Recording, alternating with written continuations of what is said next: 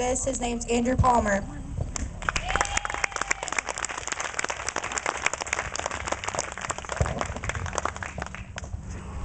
How's everybody doing?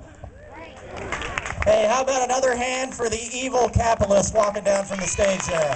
Mac, thanks for all your hard work for all these years. There's a lot of people that have benefited from what you've done in this community.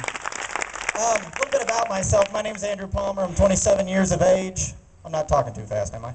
No. No? Okay.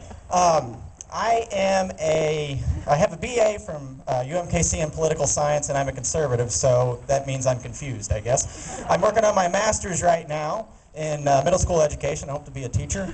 And as the young lady that introduced me, I am a political activist in the area. It's been kind of a second hat. You know, I get paid by the pharmaceutical companies and the insurance companies to come out here and do this today, but I'm still waiting on my check, so one of these days I'll get it. According to some of the other political leaders in this country, I'm AstroTurf, which I'm not quite sure what that means. I am a member of the mob. You guys are angry. You scare me. Please stay there. I'll stay up here. And also, I'm a racist, which I kind of take offense to, but that's been the reigning or the call for the last 20 years of the Democratic Party. So at some point, people are going to realize that's getting a little bit old. And finally, Janet Napolitano thinks I'm a terrorist, which, man, I wear a lot of hats, don't I? A couple of things about what's going on in Clay County. We have started a Clay County Pachyderm Club up here. I've got some information over there on the table. A Pachyderm Club is just a chance for conservatives, we'll take moderate Democrats too, to come out and talk about the issues one night a month, have a dinner, just you know, have a good chance, have a good meal. We meet the second Thursday of every month, so if you get a chance, pick that up. My card is also. You know, I want to start out with a question. I want you just to stand there and sit there and think for a minute, and I want you to think back. Where were you 8 years and 1 day ago?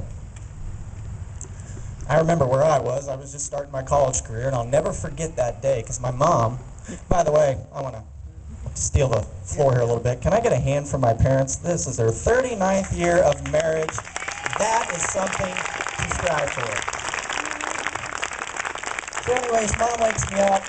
Mom wakes me up early in the morning because I never was a morning person, and I was running late for college as usual, and she says that a plane just hit the World Trade Center, and my first thought was, what's a World Trade Center? And my second thought was, why are planes flying into buildings? It wasn't much funny beyond that point. I'll never forget that day because it was a day where it didn't matter who you were an American above all else.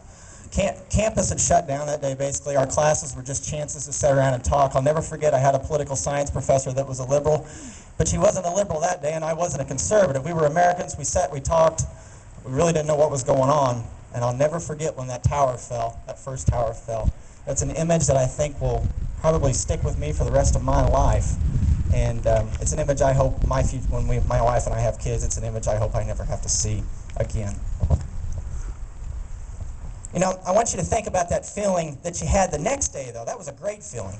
And the week after, and the month after, and God, for some people, a year after. You know, it was unique, right? I mean, we were all Americans again. You know, for some of us, it was something like we had never felt before. That was me. And for a lot of us, it was a feeling that we hadn't felt in this country for a long time. You know, today's about a similar, but yet a very different feeling. It's about a coming together, kind of a renewing of sorts. This time, though, it's not about a terrorist attack. It is about a threat within and inside our own government and our own country. And it's some of our citizens that just aren't informed enough. Today, hundreds of thousands of people have taken time out of their busy lives. They have used their own money. They have flown or driven or got on a bus, and they are in Washington, D.C. right now exercising one of the most fundamental rights that we possess as American citizens, and that is the right to assemble and peacefully protest.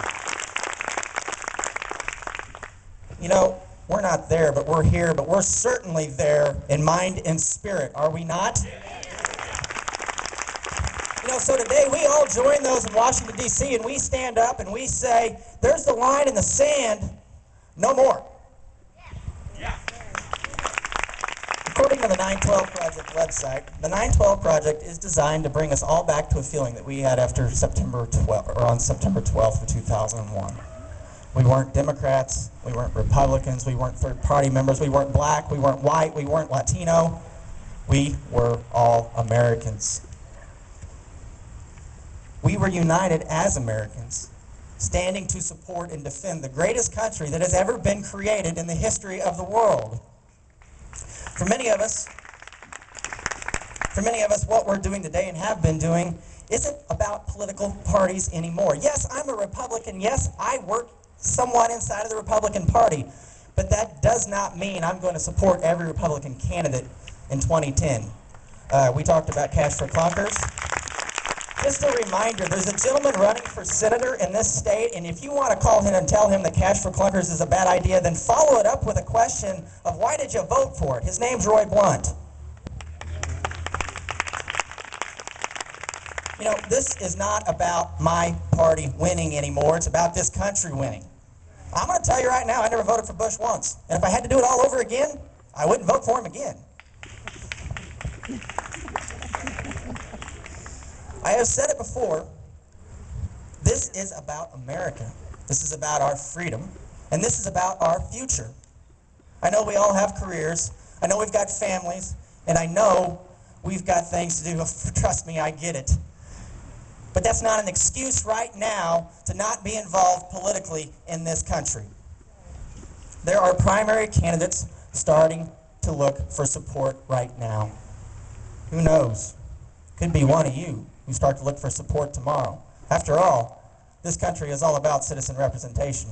So maybe that's your call. Maybe it's your time.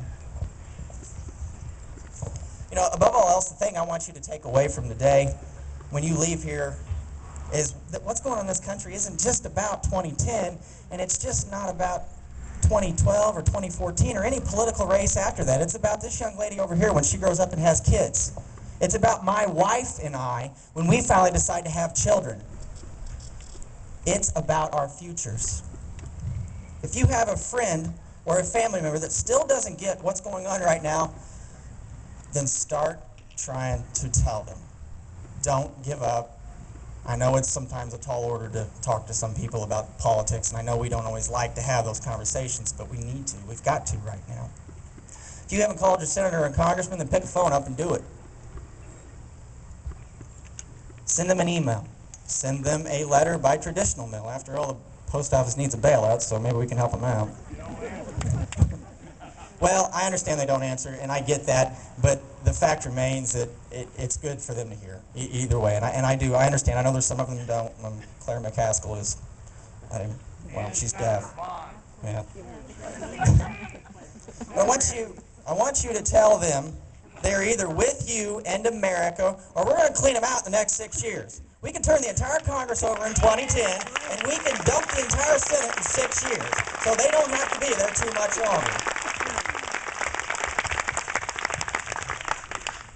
There's one specific thing that I want you to take from today. If you remember anything I said, I want you to remember this. This country is still center-right, and that includes moderate Democrats all the way over to libertarians on the far right of the political spectrum.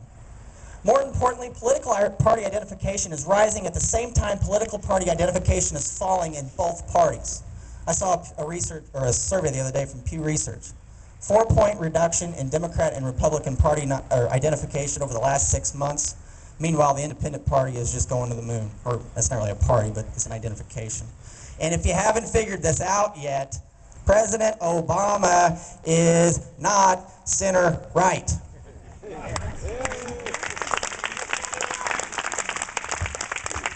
To fix this country, we're going to have to quit the political party bickering and start looking at the future. So whoever we put in office in 2010, we must have the same expectations, whether they're Democrats or Republicans. And those expectations are very simple. Get the federal government out of my life. Let me live my life how I want to, and we'll start to solve problems locally here at the state, city, and county levels. You guys can take a hike. Guys, thanks for all coming out here today. It's wonderful to see so many faces and think about just how many people are doing this today. That's another wonderful thing to think about.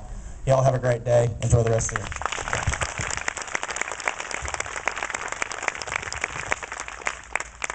Thank you, Andrew. Before